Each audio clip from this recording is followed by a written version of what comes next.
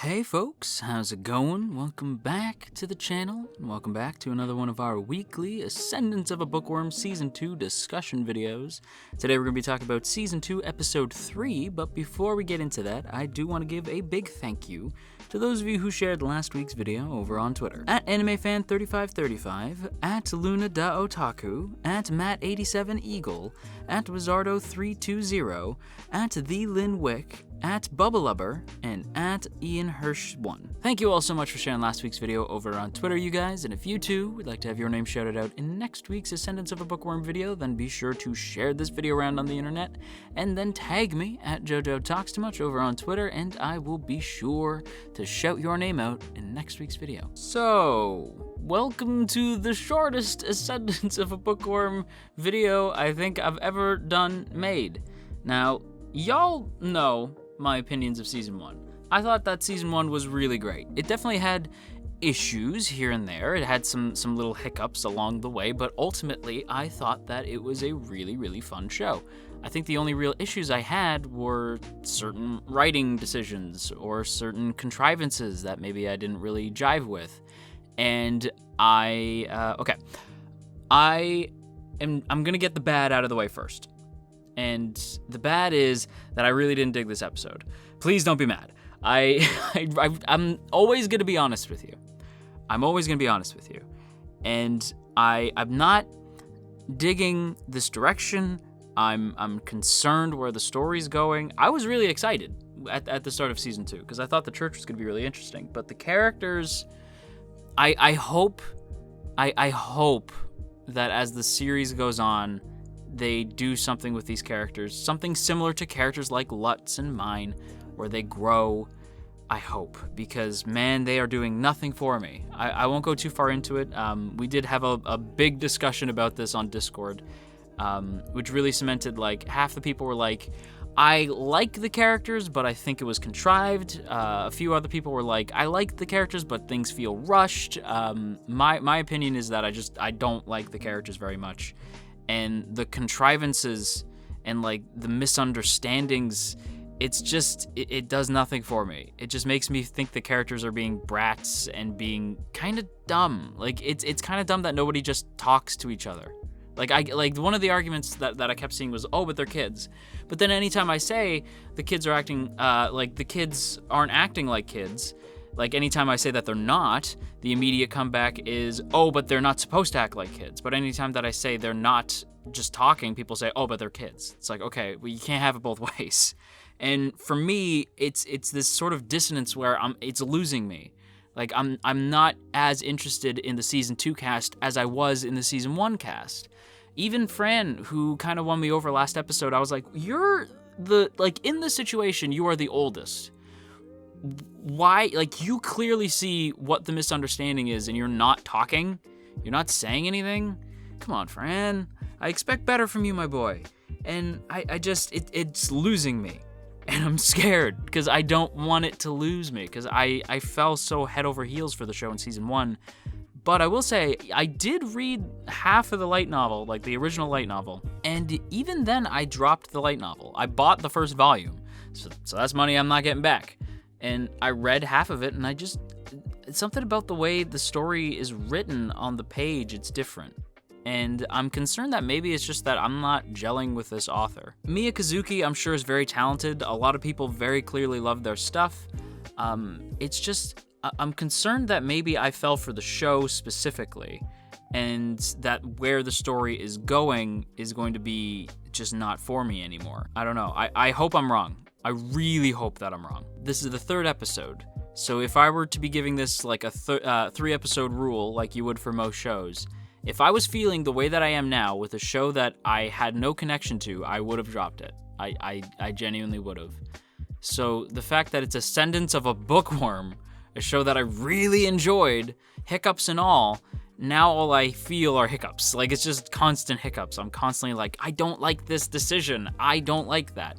And that's the thing I want to stress is I don't like that. I'm not jiving with it. I'm not vibing with it.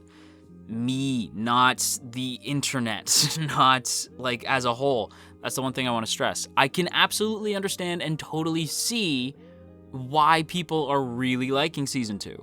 I totally get why people think that the writing is really great, even if it is a little bit rushed, even if it is a little bit contrived, because that is a thing I've seen with even people who liked this episode. When we were talking on Discord, people even there said, like, I liked it, but it did feel rushed. So it's like, okay, that's fine. I feel like that it's not working for me specifically. That doesn't make it a bad show. That doesn't make this a bad episode. It means that I am starting to not connect with the show as heavily as I once did, and I'm really bummed about that.